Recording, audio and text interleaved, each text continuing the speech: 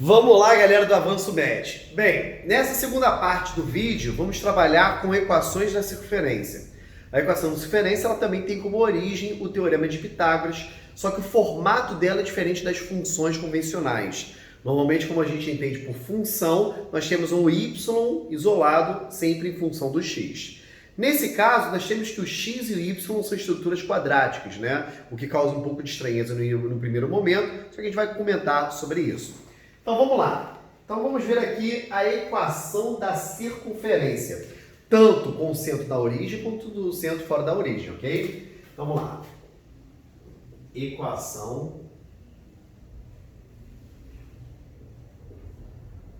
da circunferência.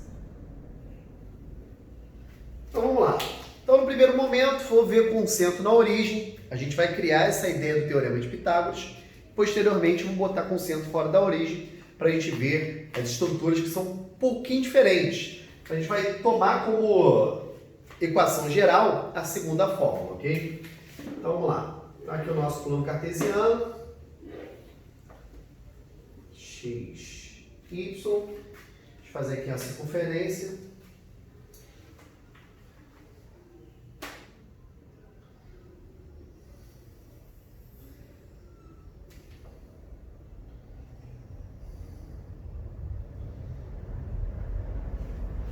Bem, vamos lá. Então aqui a gente tem uma circunferência que nós vamos pré-estabelecer de raio R qualquer, beleza? Então a partir do momento que a gente pega um ponto em cima da circunferência, obviamente que a distância do centro da circunferência coincide obviamente com o centro 0,0, a origem do nosso plano cartesiano, até esse ponto P nós definimos como o raio. Nós temos que esse ponto P, para ter essa distância R, ele poderia estar em qualquer lugar em cima da circunferência. Então nós temos aqui um ponto P de coordenadas x e y, onde x e y poderia estar em qualquer lugar da circunferência. Como nós falamos anteriormente, o fato de termos um plano cartesiano perpendicular, aqui forma um triângulo retângulo. E como o quadrado da hipotenusa é igual à soma do quadrado dos catetos, aqui nós definimos que a soma do quadrado dos catetos é igual ao quadrado da hipotenusa para gerar a equação da circunferência com o centro na origem, que é o ponto 0,0. Então, no segundo momento, a gente vai ver com o centro fora da origem. Deixa eu fazer aqui com o centro fora da origem para a gente ver como é que funciona.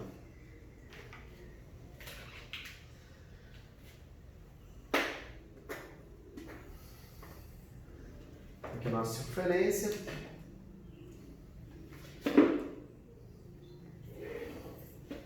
Então, o único detalhe aqui é que não vai ser o ponto 0,0 mais, né? Vai ser um ponto qualquer. Então, aqui, ó, centro da circunferência. Vou chamar de centro O. Coordenadas x do centro e y do centro, que obviamente o centro é um ponto fixo. Então, o nosso ponto P, que ele é um ponto variável, porque ele pode ser qualquer ponto em cima da circunferência. Esse ponto P aqui, ele tem coordenadas x e y variáveis, ok? E, obviamente, a distância do centro até esse ponto P é o que nós definimos como R, e aqui, ao fecharmos um triângulo, esse triângulo é retângulo. Esse cateto aqui é y menos y do centro, e esse cateto daqui, né, x menos x do centro. Então, aplicando aqui o Teorema de Pitágoras, nós temos que a soma do quadrado dos catetos é igual ao quadrado da hipotenusa. Então, é como se nós pegássemos essa fórmula daqui, né, botando 0,0, vai obter essa daqui. Então, dependendo do elemento que esteja aqui dentro do produto notável, né, dentro dos parênteses, o centro vai estar deslocado ou não, ok? Então vamos lá. Então vamos ver alguns exemplos de como isso poderia cair na prova, perguntando sobre o centro e o raio dentro da diferença. Então, exemplo número 1, de uma questão que já caiu na prova do Enem, né? Então, essa equação de diferença já esteve na prova do Enem, x ao quadrado mais y ao quadrado igual a 9. Então nós temos aí que o centro é a origem, então o centro é o ponto 0, 0. E como isso aqui corresponde a r ao quadrado, né? Logo o raio é igual a 3. No exemplo número 2, se nós tivéssemos x menos 3 ao quadrado mais y mais 2 ao quadrado é igual a 49, nós temos que o centro tem coordenadas 3 e menos 2. Ah, mas por que é 3 positivo e 2 negativo? Porque o menos é da fórmula, né? Então, se ele está mais 2, é porque é menos o menos 2. E se r ao quadrado é igual a 49, obviamente o raio é 7. No exemplo número 3, x menos 4 ao quadrado mais y ao quadrado igual a 8. Nós temos ali que o centro ele tem coordenadas 4 e 0. Se ele é 4 e 0, é um ponto sobre o eixo x. Ou seja, ele deslocou 4 unidades, né, para a direita e não subiu nem desceu. Então ele é um ponto em cima do eixo x. E se r ao quadrado é igual a 8, r é igual a mais ou menos, no caso raiz de 8, que é igual a 2 raiz de 2. Então, no próximo quadro, eu vou mostrar como se completa quadrados quando você tem uma equação geral da diferença e quer descobrir o centro e o raio. Porque nesse caso ali, né, já estava todo mundo dentro do parênteses, não tem muita dificuldade em relação a isso, ok? Vamos lá. Então, aqui nós temos o pior dos casos, né? Uma equação geral de circunferência, onde você, só olhando para a equação, não consegue perceber qual é o centro e qual é o raio. Na verdade, com o treino, né, aos poucos você vai conseguir perceber, beleza? Então vamos lá. Quando você tem essa equação geral, no primeiro passo, o que a gente vai fazer? A gente vai juntar as estruturas de x com x e y com y. Então aqui, ó, vai ficar x ao quadrado menos 4x. Você vai deixar um espaço, vai juntar o y com o y ao quadrado mais 6y. Vai pegar esse menos 12 e vai passar para o outro lado, igual a 12.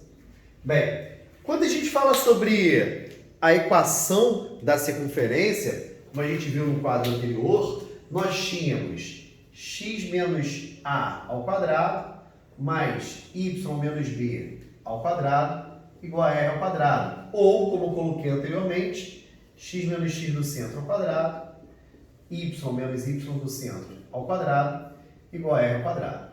Porém, essa estrutura que configura-se num produto notável, quando a gente desenvolve a mais b ao quadrado, nós temos quadrado do primeiro, 2 vezes o primeiro pelo segundo, mais o quadrado do segundo. Ou seja, a estrutura a mais b ao quadrado gera um trinômio quadrado perfeito. Só que o nosso processo, que é o processo de fatoração que nós vamos utilizar, é o processo contrário, né? Então, daqui para cá, nós temos produtos notáveis e daqui para cá nós temos o processo de fatoração. Então, quadrado da soma gera um trinômio quadrado perfeito e a fatoração do trinômio quadrado perfeito gera o quadrado da soma. Então, esse processo contrário, obviamente, a gente precisa ter um trinômio. Então, é isso que a gente tem que provocar. Bem, como é que a gente vai extrair o trinômio? Por isso tem um espaço vazio aqui e um espaço vazio aqui. Esse cara aqui, ele corresponde a 2 vezes o primeiro vezes o segundo. Ou seja, 2 vezes o primeiro termo, que facilmente a gente vê que é o x, vezes o segundo termo que a gente tem que pensar. 2 vezes x, 2x, para dar menos 4, tem que multiplicar por menos 2. O mesmo acontece aqui. 2 vezes o primeiro, que é y, vezes o segundo. Para ter dado 6, é porque o segundo termo é 3. Só que está faltando o quadrado do segundo. É aí que a gente completa agora. Então, quadrado de menos 2 4. Quadrado de 3, 9. Só que se desse lado da igualdade a gente somou 4 e 9, do outro lado também. Mais 4 mais 9. E assim a gente mantém o equilíbrio da equação. Agora, fatorando, isso aqui representa x menos 2 ao quadrado. Isso aqui representa y mais 3 ao quadrado. Do outro lado aqui, somando os elementos, vai dar 25. Agora eu percebo que o centro da circunferência é 2 e menos 3. Lembrando que o menos é da fórmula. E o raio vai ser 5, porque isso aqui é r ao quadrado. Então, a gente tem que fazer um pouquinho quebra-cabeça ali com produtos notáveis. Para achar o centro, existe uma técnica que as pessoas fazem, que é dividir o termo, né, em x e em y por menos 2. Se eu pegar o menos 4 e dividir por menos 2 dá 2, dividir o 6 por menos 2 dá menos 3. Né? Só que em relação ao raio fica um pouquinho mais chato, que a gente tem que completar quadrados. Mas se o seu problema for o centro, está solucionado. Dividir esse aqui por menos 2 vai dar menos 5, dividir esse por menos 2 vai dar 1 e está tudo certo. Vamos lá. Então aqui, ó, x ao quadrado mais 10x, deixa um espaço, y ao quadrado menos 2y, deixa um espaço, jogo 23 para o outro lado. Então aqui eu tenho que pensar, esse cara corresponde a 2 vezes o primeiro vezes o segundo. O segundo termo é 5 para dar 10. E esse cara aqui, 2 vezes o primeiro vezes o segundo termo, que vai ser menos 1 para dar menos 2. Quadrado de 5, 25. Quadrado de menos 1, 1. Somarei do outro lado, 25 e 1 também. Então aqui vai ficar x mais 5 ao quadrado, y menos 1 ao quadrado é igual a 49. Logo, o centro é menos 5 e 1, e aqui o raio é igual a 7. Então, dentro desse processo, é importante lembrar, né, do quadrado perfeito. Obviamente, quando aqui é menos, aqui também é menos, né? Tanto do processo de produtos notáveis quanto de fatoração, que vai ser primordial para determinarmos aí a solução em relação à equação da circunferência.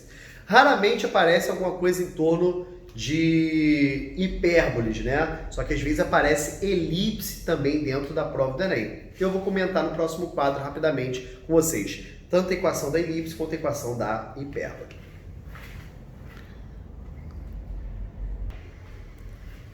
Vamos lá, galera. Então, mostrar passo a passo como é que é a construção de uma elipse.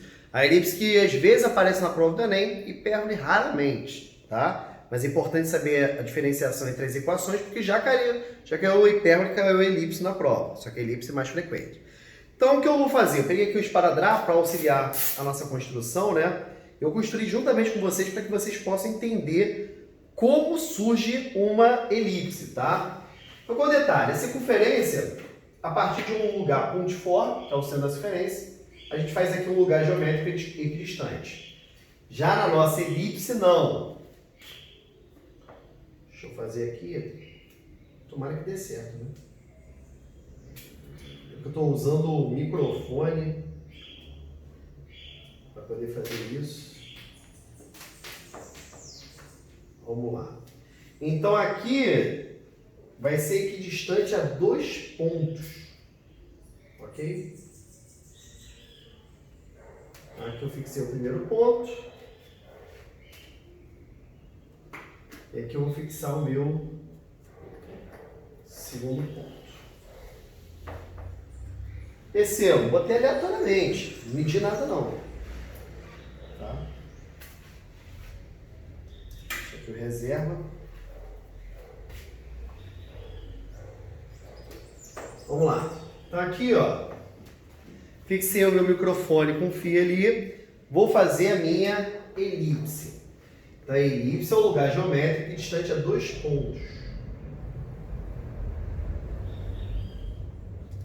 Ficou meio feio, mas dá para entender. Escrito.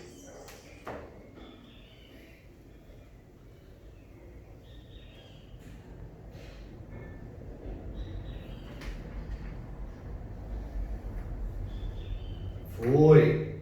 Beleza. Então, esses dois pontos aqui são chamados de focos. Agora eu vou remover para poder botar aqui para vocês. Tá?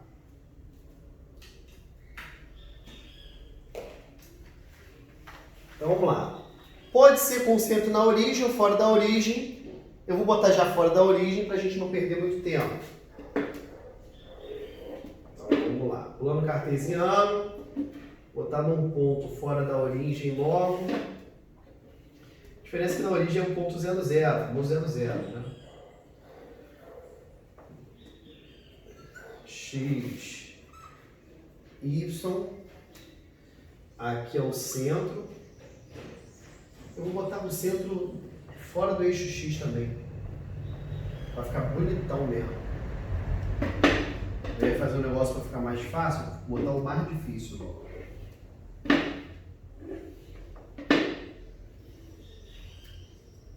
X e Y. Então vamos lá. Aqui nós temos o foco 1 e o foco 2. Aqui tem um centro mais ou menos da elipse, ok? Então, por esses focos que estavam presos justamente, né, os nossos dois pontos. E aqui a gente vai falar sobre os elementos da elipse. Cadê o vermelho? Tá aqui. Então, vamos lá. Então, a minha linha, né, que eu utilizei aqui, o meu microfone com fio, vai ser representado por essa linha roxa aqui, ó. Deixa eu dar um foco aqui. Então, essa linha aqui, se eu esticar, dá exatamente o que nós chamamos de eixo maior da elipse.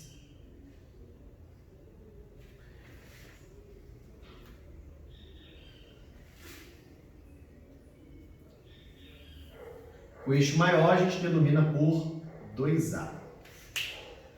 Nós temos aqui o eixo menor, vai daqui até aqui, ó.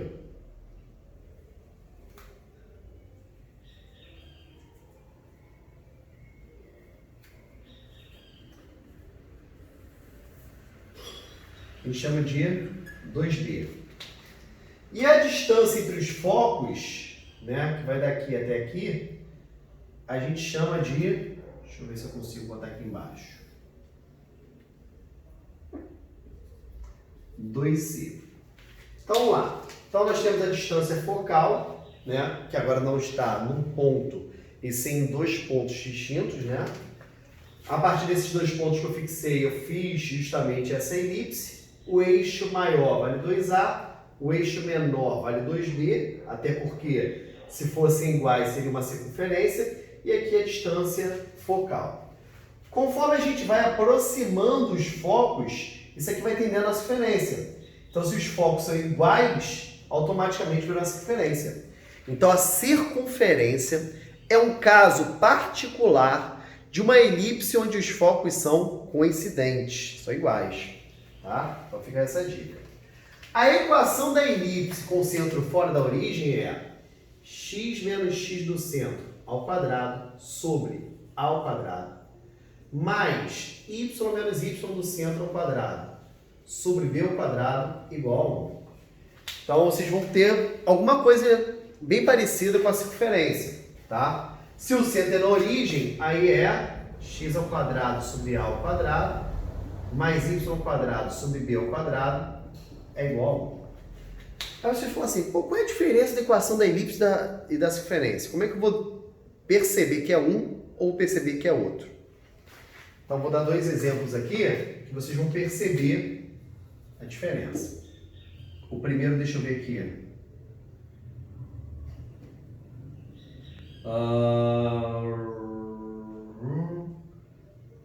Vou botar... Deixa eu pensar no número legal. Tá, pensei. 9x ao quadrado menos 9 mais 9y ao quadrado menos 36 igual a 0. E o outro...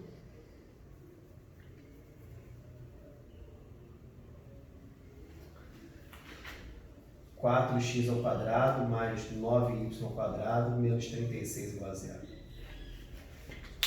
Quando a gente olha ali, dá para ver que as equações são muito parecidas, né?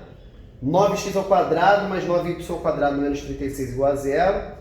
E a outra é 4x ao quadrado mais 9y ao quadrado menos 36 igual a zero. As estruturas são muito parecidas. Tem x e y ao quadrado. Só que uma é circunferência e outra é elipse. Como eu vou perceber isso? Presta atenção. Se eu passar o 36 para lá, vai ficar 9x ao quadrado mais 9y ao quadrado é igual a 36. O mesmo que fazer aqui. 4x ao quadrado mais 9y ao quadrado é igual a 36. Esses dois casos aí são figuras com centro na origem, no ponto 0, 0. Mas é só para demonstrar qual é a diferença entre circunferência e elipse. Se eu dividir todo mundo por 36, aqui vai ficar 9x ao quadrado sobre 36 mais 9y ao quadrado sobre 36 é igual a 36 sobre 36. Do outro lado, 4x ao quadrado sobre 36 mais 9y ao quadrado sobre 36 igual a 36 sobre 36. Esse cara aqui vai ficar x ao quadrado sobre 4 mais y ao quadrado sobre 4 igual a 1. Ou, se eu tirar MC, x ao quadrado mais y ao quadrado igual a 4. Posso afirmar que é uma circunferência. Sendo uma circunferência, nós temos que os denominadores são iguais, porque o eixo maior e o eixo menor são iguais, porque não tem foco, não tem distância focal, como os focos são coincidentes. Aqui vai ficar x ao quadrado sobre 9 mais y ao quadrado sobre 4 igual a 1. Dá para ver que os denominadores são diferentes. Sendo os denominadores diferentes, automaticamente é uma elipse. Então aqui você tem uma circunferência e aqui uma elipse. Então se você tiver dúvida das estruturas quadráticas para saber na prova se é uma circunferência ou elipse, torne-os sempre com esse formato, igualado a 1. Se os denominadores forem iguais, é uma circunferência. Eixo maior e o eixo menor são iguais. Ou não tem eixo maior e eixo menor, né? Entre aspas. E na elipse existe um eixo maior e um eixo menor. Tá. Como seria essa elipse aqui? Essa seria uma circunferência de centro no ponto 0, 0 e raio 2. Aquela elipse, se esse cara é A ao quadrado, o A vale 3. 2A vale 6. 2A. Se B ao quadrado vale 4, B vale 2. E 2B vale 4. Então ela tem 6 de comprimento e 4 de largura. E vai ter um centro na origem. Ok? Então nós temos aqui com centro na origem, e fora da origem. Só que existe um outro detalhe em relação à elipse. Vou mostrar no... Deixa eu apagar aqui que eu vou mostrar logo para vocês. A elipse, ela pode ter, né, dois tipos de equação. Então nós temos com centro na origem primeiro. Então, centro na origem. X ao quadrado sobre A ao quadrado mais y ao quadrado sobre B ao quadrado igual a 1, sendo A maior que B. Ou x ao quadrado sobre b ao quadrado mais y ao quadrado sobre a ao quadrado igual a 1. Qual é a diferença entre os dois?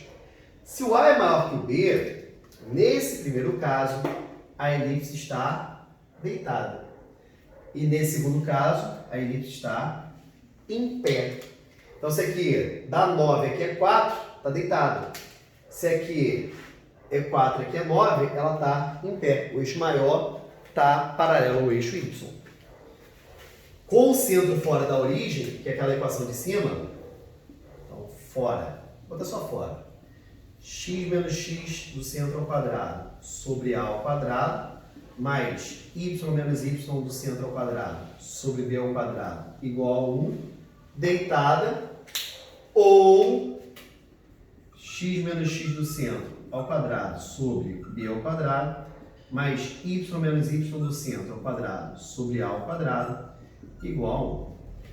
Só que depois, né, vocês vão ter a aula de elipse, pé bonitinho explicando. Era só para vocês terem uma noção em relação às fórmulas, né? São muito parecidas com a da circunferência, mas tem as suas diferenças, justamente os denominadores. Então liguem diretamente aos denominadores.